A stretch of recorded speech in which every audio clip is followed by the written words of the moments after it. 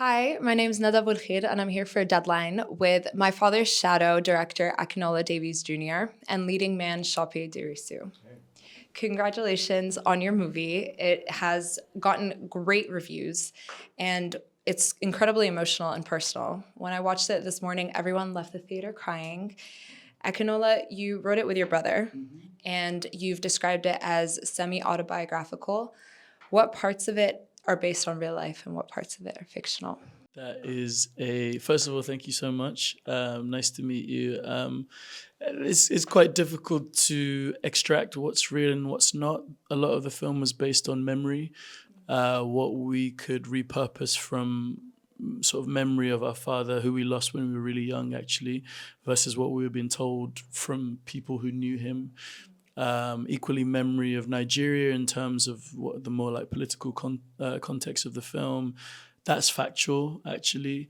And equally memories from like other friends and families and relationships, like paternal and father-son relationships with different family members. So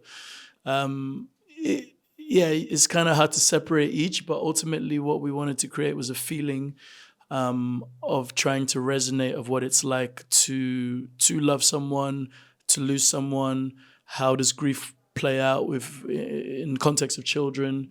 What does it feel like if dreams are unfulfilled? What does it feel like if a nation is on the verge of something great but kind of loses out on that? These are all sort of themes that kind of interwoven in there, right? Yeah, no, those themes definitely came across, and about the relationship between the father and his children. It is a very universal theme. Why did you choose to specifically set it in Nigeria in 1993?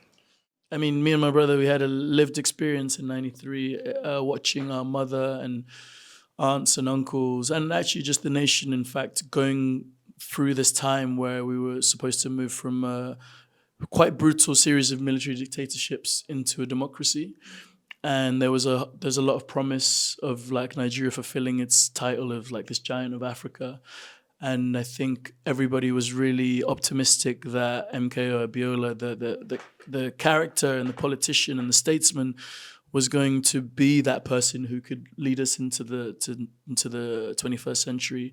And I think ultimately, yeah, it felt like a fictitious time in our history because, as my brother describes it, it was like promises deferred and a sort of a broken contract between the people and the political elite. And I think that as a setting for a film helped us create like a huge amount of tension. It helped us tell the story of actually what happened in that period in Nigeria. It helps people understand the history of Nigeria, Nigerians as well as the diaspora, as well as other people in Africa, as well as other people in the world. And I think people have this obsession about Nigeria in many instances because you hear it in the music and you see it in the fashion or talent, and I think actually, it serves to know a little bit more than just those things because it's a really magical, complex place. Mm-hmm. No, definitely. It is the first Nigerian film in the Cannes official selection. What does that mean to both of you, and how do you think that positions Nigeria on a global stage? Well, I think the history of Nigerian cinema is already rich and deep and eclectic, and it is wonderful to be able to contribute to the ongoing tapestry of that. And at this level, we're so delighted to be at such a prestigious, if not one of the best film festivals in the world, and to be showcasing our country and its history and our relationship with it on this stage is like a fulfillment of deep dreams that we've had. It's been really overwhelming. Had a really wonderful week and delighted and very proud to be sharing it with you. Yeah, and just to be around cinephiles, I think ultimately you make a film or you write a film or you act in a film and sometimes you don't get to see it or you're working with the material in isolation, but actually here is this a celebration of all our works. I think anybody who has a film in Cannes is a success story, actually, and I think that really is something that everybody should wear on their chest because even people who are successful don't get to make it here on every occasion. So yeah, I'm just proud to be sharing this moment with Ṣọpẹ. I'm proud to I've shared it with my brother and Fatherland and Element and BBC, BFI, Mubi, Match Factory, all our partners, because I think, it's just a real dream to be here speaking to you and celebrating a film that we hold so dearly and care about. And all of our cast and crew back in Nigeria as well, those who couldn't be with us here, we celebrate and represent and hail them. And this moment only exists because of their work. So we're delighted to celebrate them. 100%. It's amazing. Ṣọpẹ, this is Akinola's first feature film. What was the experience like working with him, and what drew you to the project originally? I don't think that I could tell it was his first time directing, because of the ease and energy that he has on set, the focus, the richness of his collaboration. Like, I really felt led by him in a way that you do from really, really experienced directors. And then also, like, we speak a lot about fatherhood and paternity and the stereotype of Nigerian fathers and their harshness, but also the tenderness is what we explore in the film.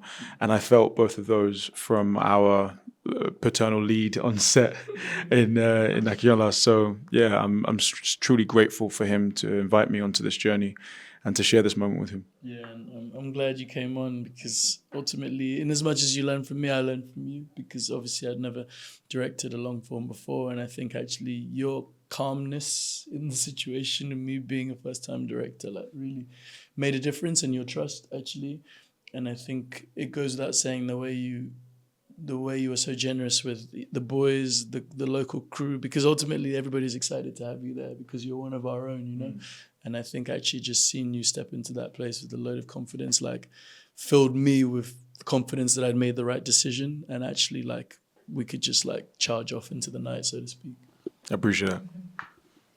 That's wonderful. Ṣọpẹ, you mentioned the portrayal of the father as both tough and tender. And actually one of my favorite scenes in the movie, without giving too much away, was the scene where he was talking to his older son, Remy, and he was able to be vulnerable with him. What were the qualities that you wanted to come across to the audience, and for you acting and for you writing him as a character? Yeah, I think that is one of the emotional climaxes of the film, and it's a scene that people reference a lot when they're celebrating having seen it. I think it was really important for us to hold the truth of the firmness and toughness of fathers in general, and specifically Nigerian fathers, but also plot throughout the film what moments were more tender, what moments were more human, where did he need to be difficult. For example, the moment in Lagos where he has to rip the boys back from the road because of he's the most scared person in that scene, you know, because he's about to lose these boys. And there is a necessary sort of like dance between those two textures of fatherhood that is necessary. But it was a challenge that we discussed a lot, and I really hope that we've balanced properly in the film. And just, I guess, just to add to that, I think in that moment, you know, we'd spoken about being quite strong at the beginning and then over the course of the day getting softer and softer. And I think that moment was, like Ṣọpẹ says, it was the climax of that softness and vulnerability, because I think actually Folarin's character is, you know, without giving too much away, he is a presence. And actually to see that presence in that moment be a lot softer and fielding questions that are kind of catching him a bit off guard as well.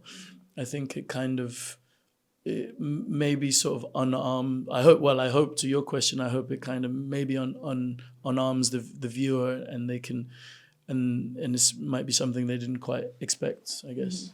No, it definitely does. And it made him very relatable. And I think everyone could either see, if they are a father, they could probably see themselves in him, and just reminds me of my relationship with my dad. So that was Beautiful. great.